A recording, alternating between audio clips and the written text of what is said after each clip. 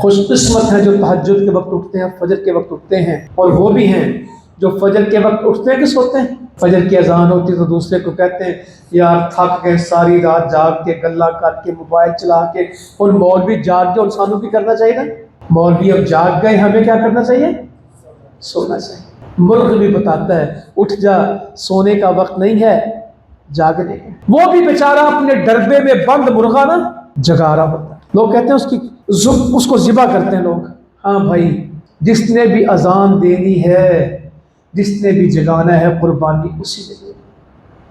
میرے بڑے کارکن کہتے ہیں کام بھی ہم کرتے ہیں اور مشکلیں بھی ہمیں پہ آتی ہیں، ہم ہی زیادہ کام کرتے ہیں، دعوت کا کام ہم کریں، خدمت کا کام ہم کریں، ملک کی بہتری کا کام ہم کریں، ہم نے کبھی کوئی خرابی نہیں کی، ہم نے فائدہ کیا، اور مشکلیں اور پابندیاں بھی ہمیں پہ آتی ہیں۔